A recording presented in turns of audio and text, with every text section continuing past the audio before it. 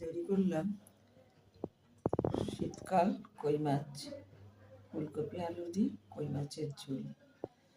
লঙ্কা হলুদ লবণ সব দিয়েছি, মাছ ভেজে নিয়েছি। এইবার নামাবার আগে ভাজা জিরে গরম মশলা দিয়ে দিলাম, আর করলাম মাছের চচ্চড়ি। ওই মিনি মাছ, খলসে মাছ, তারপরে এই মাছ কি যেন মিশেল আর কি, গাংধারা পাঁচ মিশেল মাছ করেছি।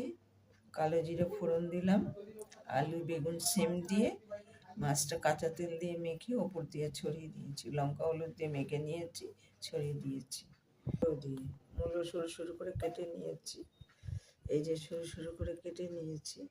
কোনো আর এর সাথে আর কোনো জল লাগেনি, একদম ফোড়ন দিয়ে কালো জিরা ফোড়ন দিয়ে লঙ্কা হলুদ কাঁচা লঙ্কা দিয়েছি। যদি কারোর বেশি শুধু কাঁচা লঙ্কা দিয়ে রান্না করতে ইচ্ছে করে তাই করবেন। আর সব ওই মাছই, বিভিন্ন পাঁচ মিশেল মাছ, ওই ফলুই মাছ, ওই গাংদাড়া, ওই চেলা, ওই দু একটা পুঁটি, দু একটা মরলা, সমস্ত মিশে খলসে, মিনি মাছের বাচ্চা, দু একটা ছোটো ভেটকি মাছের বাচ্চা, ওই দিয়ে আমি কাঁচা তেল টেল দিয়ে মেখে লবণ হলুদ লঙ্কার গুঁড়ো দিয়ে মেখে বসিয়ে দিয়েছি। তৈরি করেছি চচ্চড়ি। এই যে তাহলে লাইক করুন, শেয়ার করুন, সাবস্ক্রাইব করুন, আমার পাশে একটু থাকুন।